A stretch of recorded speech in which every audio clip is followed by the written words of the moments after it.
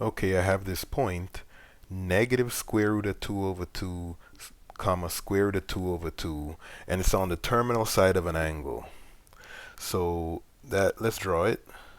The initial side is along the positive x-axis, and the terminal side has the point, or 2, or negative square root of 2 over 2, square root of 2 over 2 on it. So let me redraw that. Okay, I don't know if that's much better. All right, so we are going to draw that angle. This is the angle right here that we're looking for, theta. And I'm going to find that angle by finding a reference angle. So to find the reference angle, I create the reference triangle by dropping an altitude. This one drops to the x-axis like that, creating a 90-degree angle. And I'm just going to outline my reference triangle. So here's my reference triangle. And there's an angle on the inside of that reference triangle that's related to the angle theta. That inside angle, I'll call it the reference angle theta prime. Theta prime. So let me reconstruct that reference triangle larger on the outside here.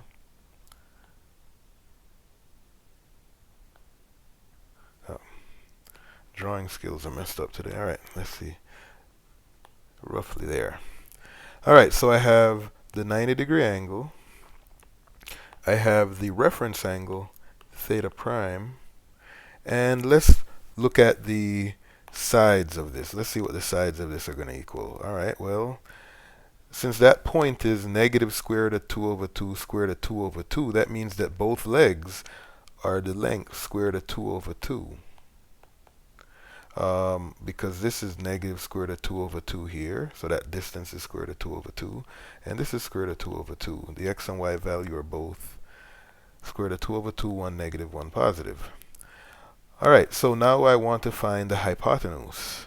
So I know if I take each leg and square it, so that's going to be the square root of 2 over 2 squared plus the square root of 2 over 2 squared. If I square the length of both legs, I'll get this length of the hypotenuse. So this, the square root of 2 squared is 2, and 2 squared is 4, and that's the same thing we get for the second term. And 2 plus 2 is 4, so I get 4 over 4 is equal to c squared, which says that c is equal to 1. So I have here a unit triangle. My reference triangle is a unit triangle. So whenever I have a unit triangle, then all I have to do is look at the point to get the 6 trig functions. I don't need the triangle at all when it's a unit triangle. So the sine is going to be the opposite, which is square root of 2 over 2, divided by the hypotenuse, which is 1. So all I needed was the y value. The cosine is the adjacent, which is actually the one that's negative square root of 2 over 2 over 1. And the tangent would just be square root of 2 over 2 opposite divided by negative square root of 2 over 2 adjacent, which is negative 1. And then I'm going to go through and I'm going to just find the reciprocals for the cosecant, secant, and cotangent. So the reciprocal of that is 2 over the square root of 2. And if you simplify that by rationalizing it, you just get the square root of 2. The reciprocal of that is negative square root of 2 by the same reasoning. And the reciprocal of negative 1 is still just negative 1. Alright, so those are the trig functions. And then all I would need would be the angle. Well, let me see. All I would need to find then is the arctangent. The arctangent of the opposite, which is the square root of 2 over 2, divided by the adjacent, which is the square root of 2 over 2.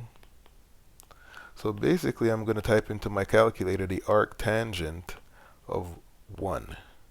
And that'll give me the angle theta prime. That'll give me my reference angle from this triangle here. So if I'm looking at theta prime, and I want to know the value of theta prime, I found it by doing this. this calculation here. And it turns out that theta prime in degrees is actually 45 degrees, and in radians, let's see, well, that angle would be pi over 4 in radians.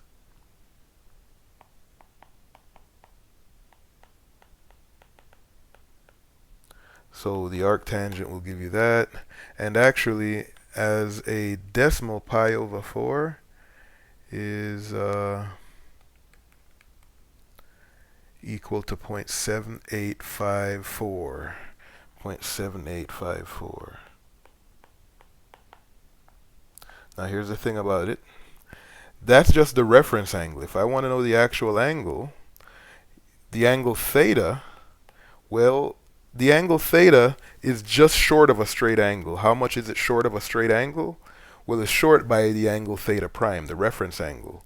So if I take a straight angle 180 degrees and I subtract from it the reference angle theta prime, I will get just this angle right here. So basically, if I take the whole straight angle and I subtract from it just this part, I will get my angle theta.